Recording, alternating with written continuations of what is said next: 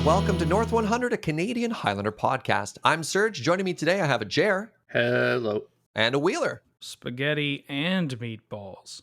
Both in the same podcast? Wow. Reminder that North 100 is brought to you by you with your support over at the Patreon, over at patreon.com/loadingreadyrun.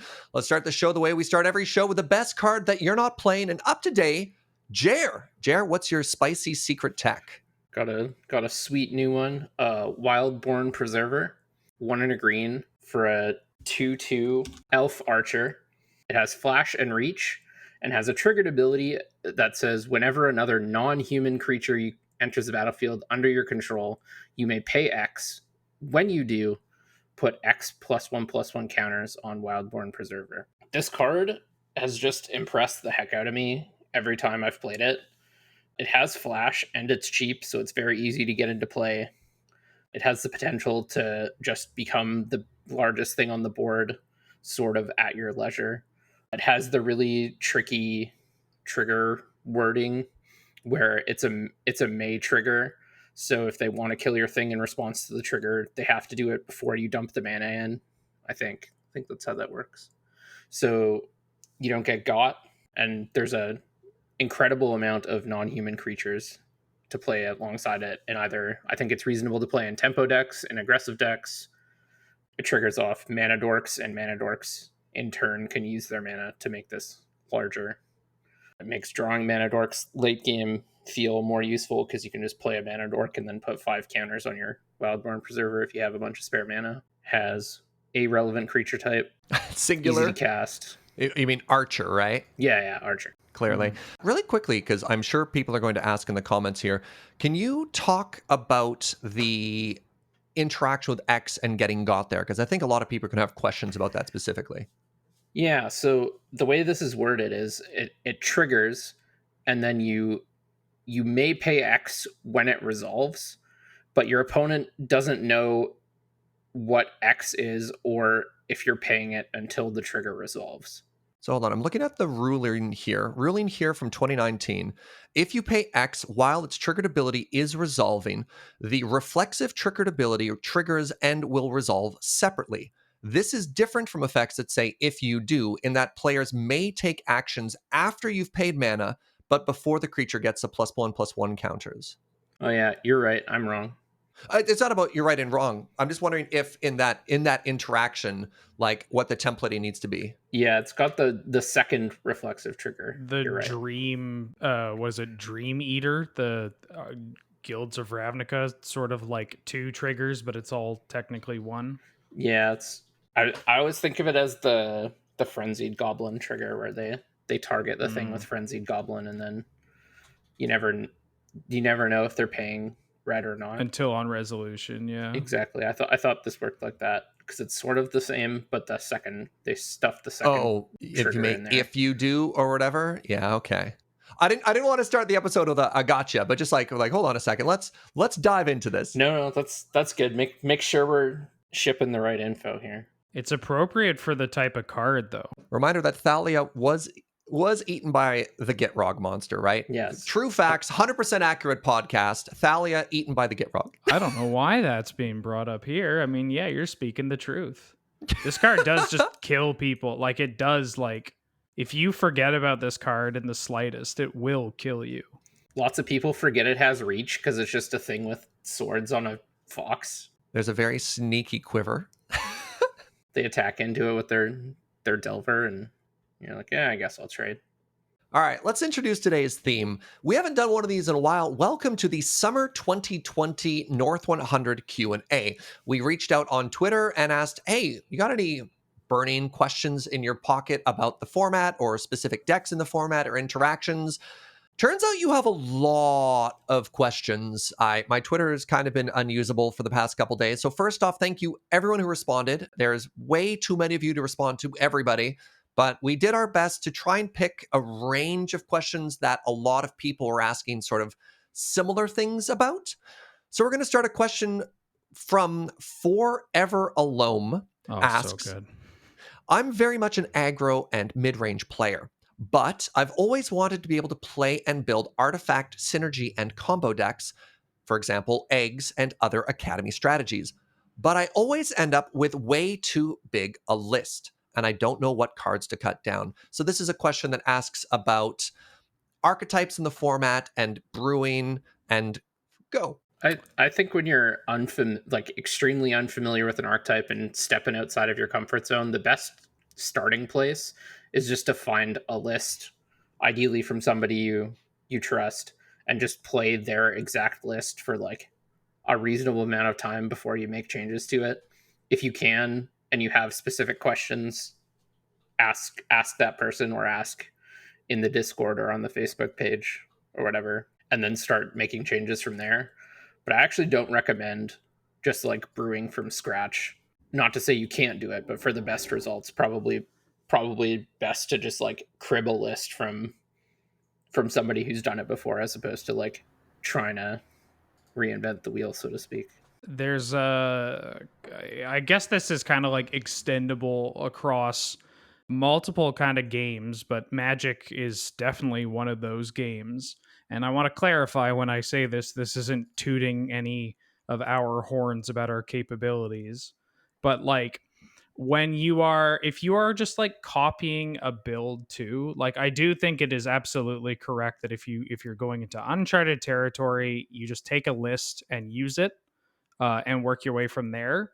But also just like recognize that if you're copying certain lists card for card, that they might be built by somebody that has been playing this list for years and has a level of familiarity that they may cut certain kind of cards that will end up making it a bit easier, like a smoother experience, if that makes sense. Like, Eggs was a deck that is mentioned in here, and for my eggs lists personally, and like the Paradox Engine lists, I hate win conditions. Like, you don't need win conditions. And I think that's just kind of a general people focus on, like, well, how does this deck win? It's like, what do you mean? Like, you win by playing this deck properly. Like, that sounds weird to say, but like, winning is a foregone conclusion, or at least like, you will get to this point where you can kill them. But that's not going to be great for everybody, because people new to this deck might not be like, oh, of course, I needed to loop Codex Shredder with this card and this card in my graveyard with this on the stack. How could I have ever forgotten that? Just loop it, right? Forehead. Yeah, don't feel like an idiot if you have to put like Aetherflux Reservoir in your deck, or like Gear per Aether Grid, or whatever it may be. Like, those cards are good. They get the job done. And for specific situations, they're actually quite useful. I think a common theme we're having here is it's very hard to know what to add or what to cut if you don't have experience. Mm-hmm. If you don't have the context of playing, if not only playing the deck, but playing against the deck. Because if you're just trying, and this is what we do in the set review sometimes, and we've definitely been proven to be wrong, is we're evaluating a card in a vacuum, right? Or like, I think it'll work like this, but until you actually get your hands on the deck and start putting in some repetitions with it and seeing how it actually functions in play, it's really hard to know what you need more of, or what's able to be cut without impacting your overall win con of the deck. So, I mean, it doesn't, the only way to get experience is by playing, right? Playing with and playing against. And some of these cards, you might have to start out with them and kind of treat them like they're, not to use something that sounds belittling, but like they're like they could be like training wheels, right? There's nothing wrong with it. Your Reservoir killing them isn't going to give you less match points than your stupid Codex Shredder loop. So don't feel bad about it. Just use it to, get your reps and get some experience, and then you can start branching out. Well, and on that note too, it can sort of go the other way in that certain deck builders might have certain tendencies which don't match your own. Like, whenever I've taken a bunch of Ben's list, and usually the first thing I do is add 2 lands, add 2 5-drops. You're like, too greedy. All right. And then figure out what 4 cards to cut from there. So that's really funny. I enjoy that. Anything else to add on this question? Yeah. No, just reiterating that, like, when going into uncharted territory, just like, don't reinvent the wheel. And if you're going to ask the person whose list you garnered, jam some first. Like, come to them with like, I haven't been that impressed with this card. Why did you include it? Or like, Oh, I keep losing to aggro, right? yeah, don't just like crib their list and then like not play a game and start firing all the questions, because lots of times your questions might get answered or evolve by just playing matches. Nice. All right. Cast from Exile asks, what's the most narrow card you've gotten someone with in a match? And I have an answer for this just to start with, and I'll give you two some time to think about it. I think this is actually Wheeler's fault. Back years ago in YJ, we used to do these ridiculous like bounties where it would be like, all right, for all of March, it's March of the Masticore. And if you want to enter the contest, you can play whatever list you want, but you have to have at least X Masticores in your deck or something like that. Yeah. And there's really quite something when you're playing in like a competitive event with a pretty competitive list, and all of a sudden out comes your Molten Tail Masticore, and they're like, where did this come from? You're like, haha, got him. That's so clean. That's so clean. Sorry, March comes in like a Masticore.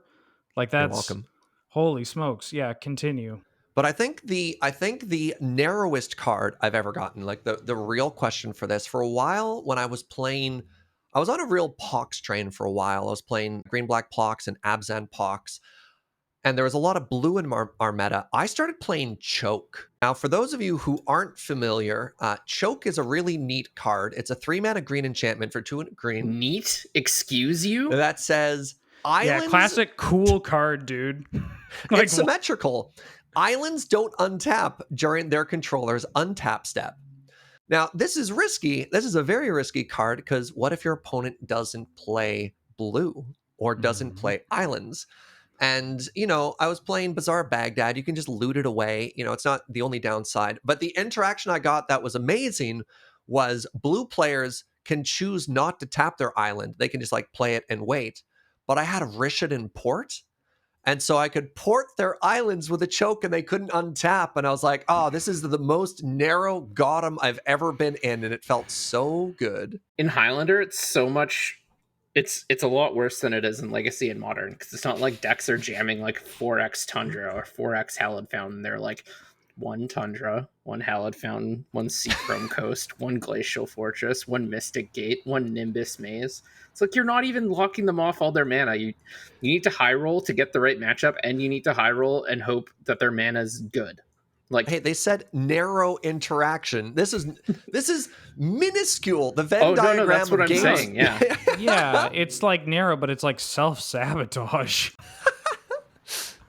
But I got that one person so good. Hell yeah. I have 2 good stories, so I'm gonna double down. They're both pretty short though, and I think they've both been told on the podcast, so I won't go too in depth. But I was playing against famous Highlander villain Liam Coughlin. He was on High Tide. I was on Big Red. This is when he was like reasonably new to Highlander, and the whole time we were playing, I was telling him how unwinnable this matchup is. And then in game 3 of our Big Red versus High Tide match, I had some pressure on board, so he had to go for it. I had 1 red untapped. He High Tides, and I Pyroblast it because I had foolishly decided to put Pyroblast into my Big Red deck. Why was Pyroblast in your Big Red deck? Yeah, I don't have a good answer, but I wanted to get him.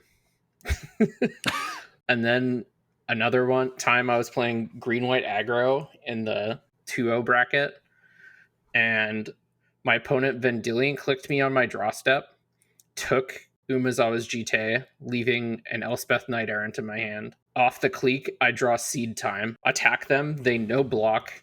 Post combat, I Seed Time, then I get to untap Elspeth and kill them. So real quick, what's Seed Time? It's 1 and a green. I think it's an interrupt, but it's an instant. You can only play it during your turn. It says take an extra turn after this one if an opponent cast a blue spell this turn. So there's two things need to happen before you can even cast this card. Well, no, one thing needs to happen before you can cast it. It needs to be your turn. And then for it to do anything, your opponent needs to have cast a blue spell on the same turn. But then it's instant speed time lock. So we're just telling stories about hosing blue decks. All right, so I hosed blue once. You hosed blues twice. Wheeler, can we make it a trilogy here? Oh yeah, we can. This is one that's kind of been said before too, and technically it's my opponent's extremely narrow card that ended up blowing up in their face, but I got to use it. All right. They didn't get to use it. They were playing like a 4-color blue base deck that looked to loop, depending on what the points list looked like at the time, either Time Walk or Ancestral Recall. And they were going very heavy into this. I believe this in particular build was one with Recall. But like I'm talking like, not just beyond the Snapcaster Mages and the regrowth and everything. They were playing Rift Sweeper. So that if they say flashback their Ancestral Recall, they could then Rift Sweeper it back into their deck to have another go at it. So what is Rift Sweeper really quick if people aren't Oh, familiar? I'm glad you asked, Serge. Rift Sweeper is 1 and a green for an elf, maybe an elf druid or elf shaman. Though that's not relevant, but it's a 2/2 that says when it enters the battlefield, you choose target face-up exiled card. Its owner shuffles it into their library. So they had this Rift Sweeper in their deck so that they could like extra greedily rebuy the Ancestral Recall for the 3rd time. Because All like right. it's not the All first right. or the second one, right? And so I was playing Garbage Platter, I think, one of the garbage combo decks, like the all-in combo decks. And I had Tainted Pact. I had cast a Tainted Pact on my kill turn. Like I had set up all these shenanigans and I cast a Tainted Pact on my kill turn. I may have done some other stuff. And I was like, great, all I need to do is hit this one specific spell without exiling literally every win con in my deck. But what are the chances this happens? And so I Tainted Pact and I get down to like 10 cards or 12 cards in my deck before I hit this card. And I've exiled literally every win con that I have. But thankfully, I hit an Animate Dead. And I had made my opponent discard a card from their hand earlier, or they had selected to discard. And of course, they discarded Rift Sweeper, an infinitely narrow card that nobody should really play in this format.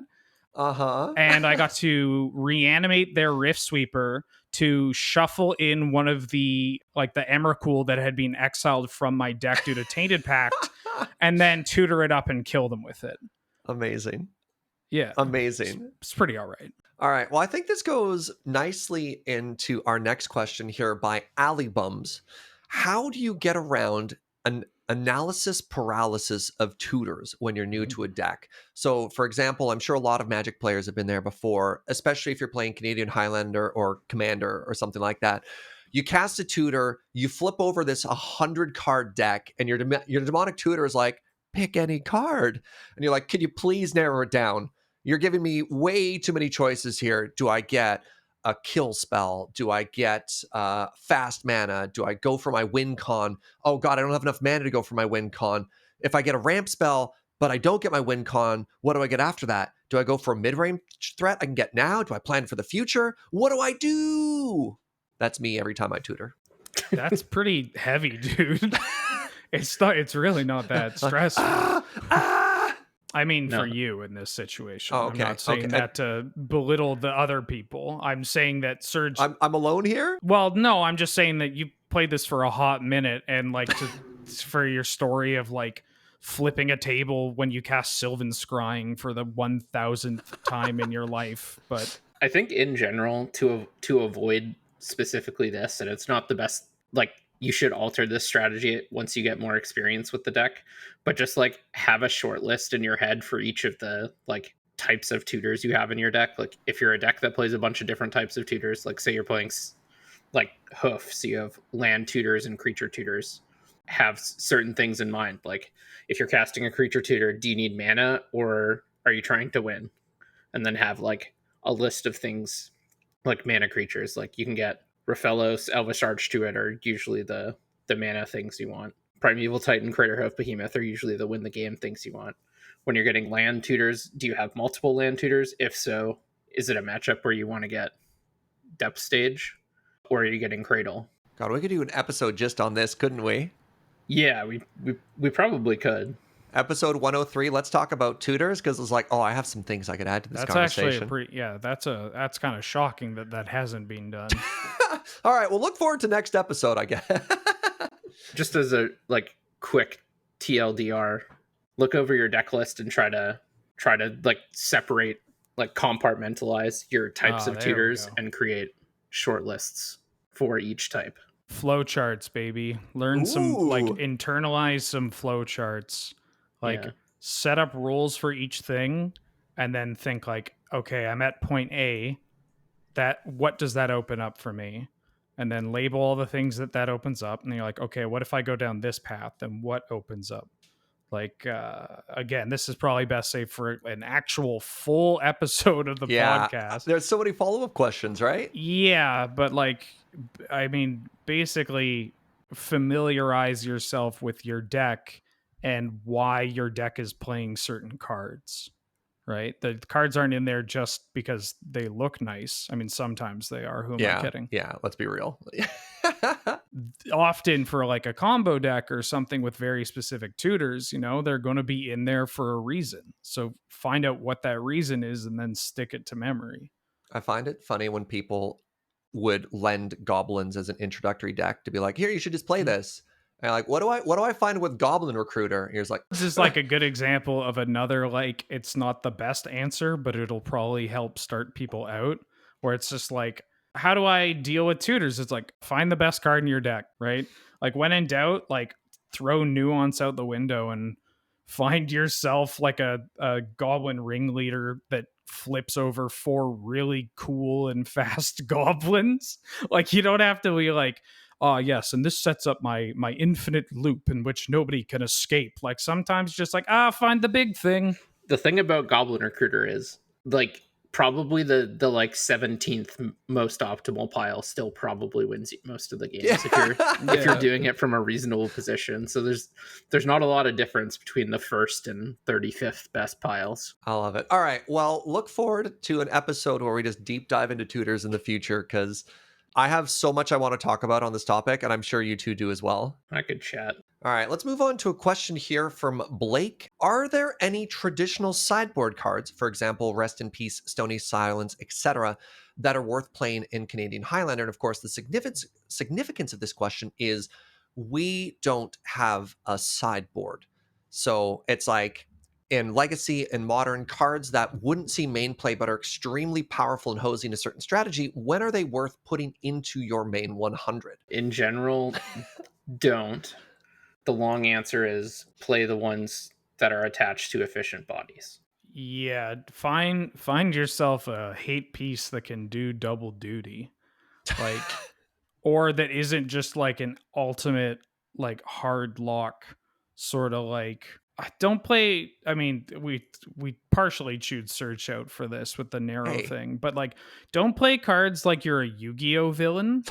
Like, you don't have to be like, I've got you now with my Stony Silence. Your artifact lands are rendered useless. How do you know all of my powerful magic stories? Oh my god. And this Bane of Progress will be your demise, because how did you know I was thinking about Bane of Progress? Because I'm in your head, Serge. Every time that situation happens, they get got because someone goes full like Yugi Moto, and it's like, I play face reward, bringing all these back, and they're like, no, that's impossible. Like, it's like setting up that kind of stuff. The super narrow, like, these are cards, right? Like, there's a cost to playing. It's like you play Null Rod, Stony Silence, and like some other that happened, yeah, questionable card, and then you play Urza and attack past all their enchantments. It's like you'll probably lose a game over it, but that's not a single game isn't going to decide the whole match, right? So sure, you can have a Stony Silence on turn 2, Greg, against me when I'm playing like Academy or Lantern Control. I forget what it was, but then like games 2 and 3, like, yeah, you might have it, but even then, like, chances are I know you now have it. When Kentaro null rotted you, it was so sweet. Okay, that was different. That was just brutal. Like, we all have stories about getting absolutely blown out by these narrow cards, or vice versa. And I think that's this sort of weird confirmation bias that people have. Is Yeah, you remember like the one time you just absolutely got someone and not the 20 times it just sat in your hand and did nothing. it seems kind of cold, but anytime someone makes that kind of comment, like, don't do this because you'll sound like a real jerk. But if you know them well enough, it's like, okay, well, did you win that tournament though? Or like, did you win Ah. that match? Like, how did that, like, what about was that the only time you had it? And then it's just like, oh no, I had it in my hand of all these other times and I lost to Goblin Guide. Or like, I lost, my opponent literally just did anything. Yeah, like lost a Bone Crusher Giant beatdown. Like I had Stony Silence. They just shocked me on turn 2, played a 4-3 on turn 3, and I died.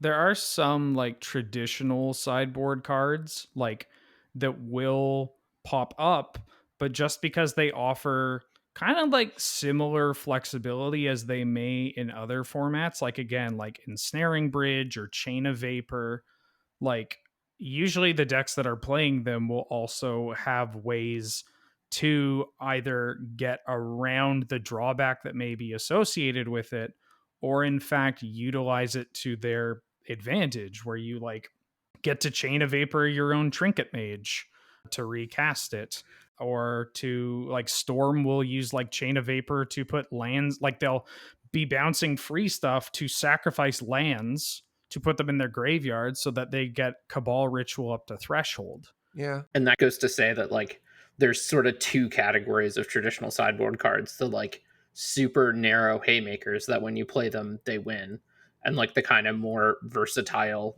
like answer everything type of cards. And the more versatile answer everything cards are generally fine to play. Rest in Peace will, I don't know how many people are playing Helm combo anymore, but like Rest in Peace saw some play for a while. I like the example of Ensnaring Bridge, which is a classic sideboard card, but a lot of some of the Academy lists will play it as a way. It's like, I'm going to dump my hand and hide behind this for a bit. And like it works in those situations, but obviously you have a downside because you're like, cool, I played out my Ensnaring Bridge, which is good for the aggro matchups, but I'm against combo and it does nothing. And then similarly, Storm will play Defense Grid or something like that as a way to fight against control decks. And oftentimes we label those cards meta picks. Yeah, some of those cards though, like, have kind of fallen victim to, well, 2020 and 2019 Magic, where like, you know, what's a better Ensnaring Bridge? Psy Master Thopterist or Oko, yeah, or Urza Lord High Artificer. They're both like, all those cards are great at being like, no, sorry, you can't attack. You Oh, play but your I Ensnaring Bridge against Bantblade, and then they play Oko, and now you have an Elk. Yeah. After you dumped your hand, and it's like, All right, fair enough, fair enough. It's interesting to think about how, you know, the relative power of the format is starting to phase even some of those out. All right, let's move on to our next question. Waniki asks, what decks don't use any Power 9? I feel if I don't have any of the Power 9, my deck will be suboptimal. This is a great question.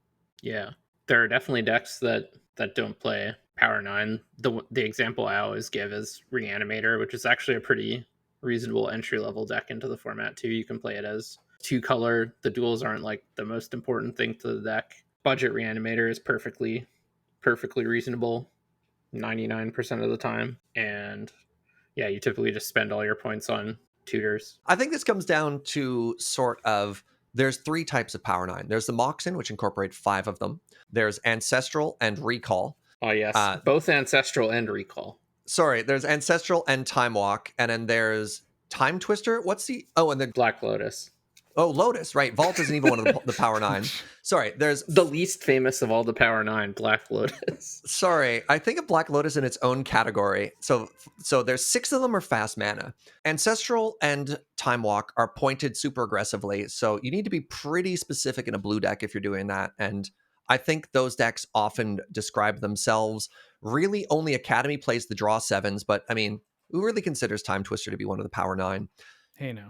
Time Vault is its own archetype. You're not really splashing for that. So I feel a lot of these conversations come into the inclusion of Moxon. Are you right in sort of thinking about that? Like, am I a deck that adds a Mox or am I a deck that doesn't add a Mox? Because the other decks are, they're almost build around, which is kind of weird. I think a lot of decks, like a lot of mid-range and aggro decks, sort of don't really need tutors or the other like just like individually very powerful cards on the points list. So they're sort of like, well, I'm not going to use any of these other things. Might as well just jam Moxes. But like realistically, you can certainly play and be successful with those decks without Moxes. It, as you say, it is suboptimal, but the amount at which your deck changes isn't actually like massive. Like you lose some high roll potential, but you also like your deck becomes more consistent. Like drawing a Mox on turn 8 isn't great. Yeah, it's I think Moxon kind of end up being this like easy kind of include idea because it's I mean most of the points list is accommodating for combo and just outlandish design mistakes, which the Moxon are, but they're not like they don't have that much text on them, sort of thing. And so that's kind of just like, oh, I'm in these colors and there are corresponding Moxon. I should play those, but it's not super necessary. And like I hate playing with power.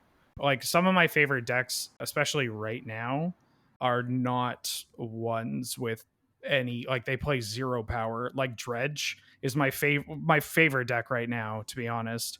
And that deck it has a Bazaar Baghdad, but honestly, it's you don't need that card. And when you get rid of that card, you're just playing like a bunch of weirdo draft trash or stuff that is being banned from other formats and is like pennies. So yeah, I really don't think you need Power 9 to I mean, of course I don't think you need Power 9 to play the format, but I actually don't even think you need Power 9 to be like to aim for top tier decks or even like if you want to kind of do some of the weirder things available in the format. Yeah, lands, for example, doesn't need a lot of power 9. You have fast bond, probably better off putting your points in tutors. Yeah, demonic tutor's reasonable. Yeah. Like all these really powerful cards are, you know, that will use up a bulk of your points and you'll feel good using them. They're not that difficult. I mean, again, we're saying this comparatively to, well, Black Lotus is I think what you called it, Serge. Never heard of it. Demonic Tutor, Strip, even Mana Crypt, right? Having received a recent reprint and another one upcoming. So like, yeah, you don't need power. All right. Wolfgang Cloud asks, you've all been in the format for a while, and the power level of the format has increased, which is something we've kind of nodded to a couple of times in the conversation so far. What card do you miss playing in decks the most? I miss Wormcoil Engine. I'm just going to go right out there and say it. I miss 6-drops. Do you miss 6-drops? I miss No. 6-drops. I always hated playing 6-drops. Did you? Yeah, even back in the day, it felt bad, and like even before everyone was like super lean and the decks got way better and the cards got way better. Like I think I was like still like 60-40 against my opponent jamming Wormcoil Engine, and like every time they jammed it, they were like, yeah. And even when I didn't have like the swords or the path, like the amount of times I was just able to like slog through it, non-zero. I think that if you really want to play Wormcoil 2, you can. You just have to, you know, you play it in one of these massive density decks and you don't put it on like a pedestal of like, behold my greatest threat yet. And it's like unbeatable. You just got to treat it like it's another, I don't know, dumbass card in your curve of like, I got to 6 mana very quickly. Here you go. I miss playing Selvala. Selvala? What's that? I love that card. Explorer Returned. Green, white, 1 for, I think, an elf scout. Yep. 2/4 legendary creature. Has the classic parlay tap mana ability that draws you cards and gains you life. What were you playing this in? Mid-range, mostly. I just love this card. Just does everything. Its tap ability is Parlay, so each player reveals the top card of their library. For each non-land card revealed this way, add green to your mana pool, and you gain 1 life. Then each player draws a card. So it's instant speed card draw. It's like mana speed card draw, so it's even better. Life gain, ramp, has a good body. Mana speed card. Oh, yeah. Because it's a mana ability. Yeah, I was processing. My brain was just like, what? What is he Mana saying? Speed card draw? Yeah. That's a Good old Silvala. Yeah, it's a mana ability, therefore doesn't use the stack and can't be responded to. Mm-hmm. This is a weird thing where you'd have to like top before you activate it because you can't top in response. I miss Artificer's Intuition. I think maybe yeah. I was gonna say some random creature from like Sorensen, like tempo, like Yeah, I blue-green miss tempo. Werebear. But I still play those cards. You still play Lore Scale Codal? Oh God, no. Thank you. I don't play Lore Scale Coddle, but like it is in that category of like cards that I'm like, surely I can at least get away with some of these. And Cards it's like, that no, like probably 8 not. to 10 years ago we were like, oh, please don't have the Codal. And now you're just like, you're still playing that? Oh, Wake Thrasher. Oh, Wake God. Thrasher. God, I miss Wake Thrasher. Classic Wake Thrasher. Wake Thrasher, 3 mana 1/1 Merfolk Soldier for 2 and a blue. Whenever a permanent you control becomes untapped, it gets +1/+1. You used to play it with that stupid stone Basalt that could Monolith. untap. Basalt Monolith. You Yeah, played Wake Basalt Thrasher. Monolith. People Oh, actually yeah. played Basalt Monolith in tempo decks without tutors just to rando try to get people with Wake Thrasher. Hey, some of us had some self-respect, and we played Wake Thrasher in our academy decks. Like that's Oh my god. But Artificer's Intuition is the like this card will never see play anywhere anymore. Like except for maybe like some weirdo commander deck. What does it do? Oh, I'm glad you asked. It's 1 and a blue. It's an enchantment. Pay a blue, discard an artifact card from your hand. Search your library for an artifact with CMC 1 or less. Reveal it, put it into your hand, then shuffle your library. So it's kind of like a survival of the fittest, except you have to discard artifacts, and in turn you find Trinket Mage targets. And it's just so cool.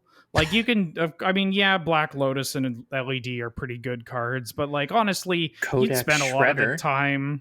Yeah, you'd just be like, oh, you played like a slow tutor to put something on top. Codex Shredder, mill it.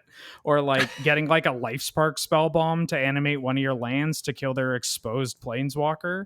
Like there's just so many cool things, and now it's just like it's too slow. It's too expensive, and there's just better things, and it's a bit too niche. Oh, well, now I'm sad. Thanks a lot. I know, I'm sad Wolfgang. too. All right. Well, then let's ask ourselves a question that will raise our spirits here. Electrotel. Is that how I pronounce that? I always just translate in my head to my friend's It's name. pronounced Shivam. Yeah. Asks, I'm a commander player. How can I convert a commander deck to a Canadian Highlander deck? Great question. I would start by taking out the command tower. If you're a multicolor deck, you're going to run into a couple of issues if you keep that in there. I'd probably count your points. Yeah. I guess the two biggest things is your deck literally legal for the format, and are you playing any cards that are specific to commander rules that aren't going to hose you? I mean, that aside, Do all your cards do a thing? Yeah, those kind of sound like no duh, or like kind of just making a joke, but honestly, we've seen it happen so many times. Yeah, the amount of judge calls we've got when somebody slams command tower down in Highlander and then just like looks at their command zone and they're like, oh. Or Arcane Signet. Like, it's just a good thing to do. After that, like a lot of commander deck building, people will tend to find themselves going by like these guidelines of like, okay, 10 acceleration spells, 10 tutors or whatever. Always have graveyard hate, always have board wipes. And that's just not going to lead to like the greatest configuration of cards. You're just often going to be kind of an unfocused deck, even if you are a control deck, right? Like if you're building like a 3-color control deck, you can kind of internalize like, okay, I want this many wraths, this many counter spells or whatever, but like that is just going to restrict you and kind of push you into making decisions that that's not really how deck building works, right? Like you get full control about what you're doing. And so I think kind of doing away with any kind of set kind of like numbers or breakdowns that you may have from commander, and then just trying to be more like focused in general, I think is a pretty good pretty good like universal starting point. Jer. And then also just cut your like 8 drops. Yeah, mostly what Ben said, and just like first try to like it. The most high level answer is it depends, because there's a wide variety in terms of commander decks. But assuming your commander Yeah. deck is like a mostly focused deck, just doing what Ben said and making sure your deck will function, and trimming some of the fat. It's interesting, as there are definitely some similarities in our formats, in that we're both 100 card singleton. I imagine the question you'd have to ask yourself is your deck geared for one-on-one play, or is your deck geared for multiplayer? Because the one thing you won't have in one-on-one that you will have in multiplayer is time. And we talk about cutting the high drops, but I think just in general, examining your curve and asking yourself, do I have early answers or a proactive strategy that can actually let me set up and give my deck a chance to do what it wants to do? And how reliant is your strategy on your commander?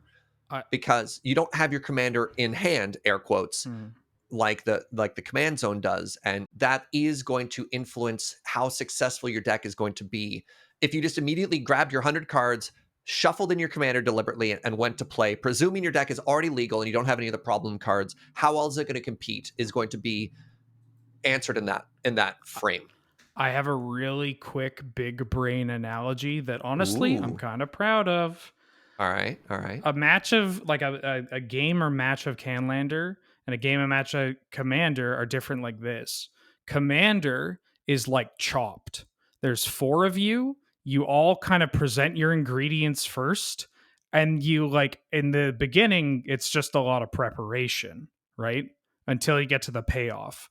Whereas Canlander is just a boxing match.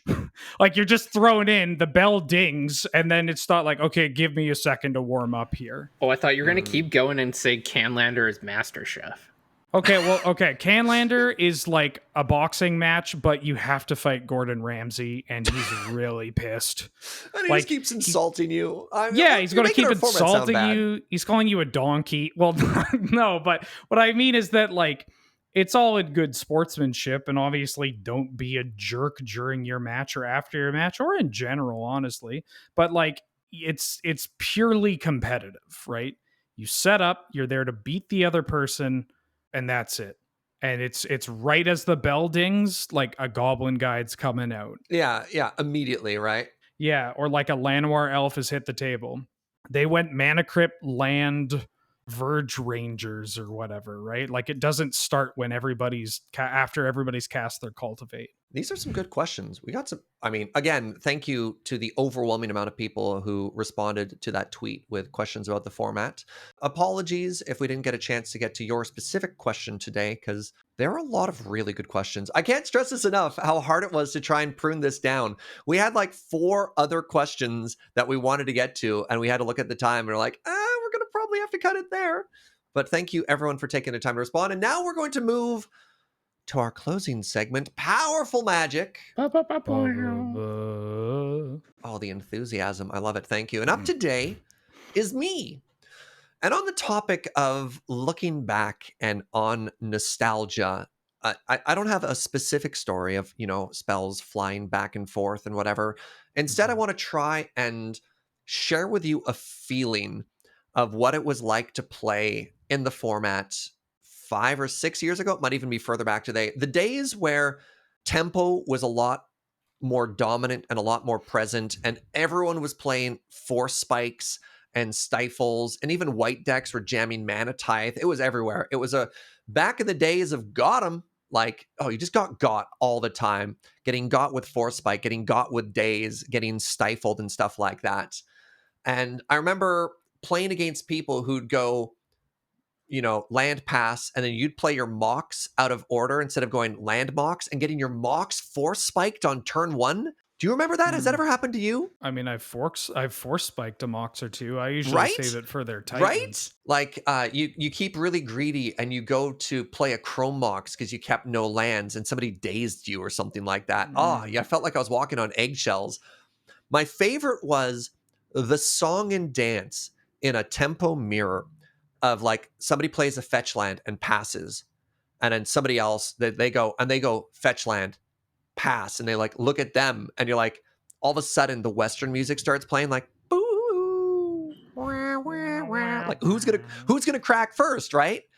Because if you cracked first, they'd crack in response and stifle you, and you wouldn't have the mana to stifle their stifle or force spike their stifle. So then you'd play a second fetch land and pass. And then the sweat goes back and forth again. And then they'd play a fetch land. And then finally you'd crack and they'd crack and you'd crack and they'd crack, and somebody's shadow of doubt, and everyone would cry. Like, oh man, why am I feeling good about that, Magic? Because you love tempo, dude. It's your true calling. Is it? You love hitting people with like you gotta counter something and they fetch in response, and then you memory lapse their spell or whatever. You love it. Let the hate flow through you, Serge.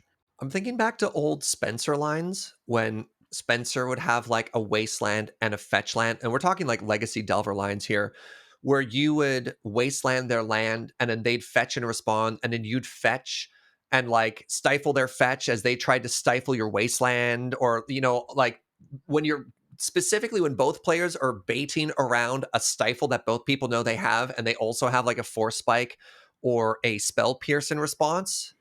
That's some powerful Magic. My favorite all-time kind of like just play, just like it's just it just messes with them, is if you know, like you have to know that you're against like control or like a low pressure deck, and you are like a blue deck, or it could be tempo, it could be again control, like you have stifle and like spell snare, spell pierce, that kind of stuff. Is that if you're on the play, I guess it could be on the draw, is that you just play a shock and take the 2. And like, even if you do, like, no matter what, you just do it. And like, because it just gets people just leave like the blue eating open. them. Yeah.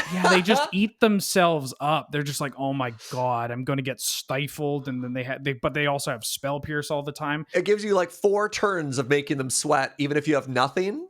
Yeah, it's like the amount of doom saying where they like it in their mind, you are just like this player with 20 cards in your hand.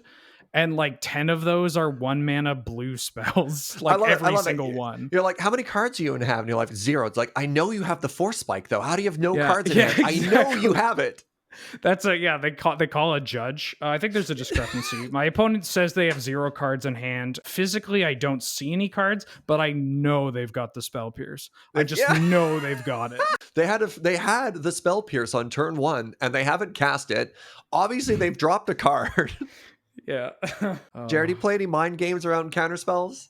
Yeah, sometimes. Sometimes I'll like on a turn where I'm not going to counter something, I'll just fake it. I'll like tap the mana, or like go to feign playing a card, and then just be like, no, that's fine. And then for the rest of the game, they'll just play around me having a counter spell. I love it. It wasn't a powerful Magic story, but just like, I don't know, that feeling. I miss that feeling. That feel when you've got the stifle, right? Or when you're playing around the stifle. That feel when stifle is in your meta. I still think the best feeling counterspell is mental misstep on the draw. There's a time when I mental misstepped Surge's fast bond on the draw, and the anguish screams was surely heard around the world. That's something everybody can get behind. All right, everybody. Well, that is going to be our episode for today. Thank you so much for listening. I've been Serge. Joining me is Jeremy White and Ben Wheeler. Reminder, this podcast is brought to you by you with your support over the Patreon at patreon.com/loadingreadyrun. Oh my goodness. So it goes. Thank you so much for listening, and we'll see you next time. Bye-bye.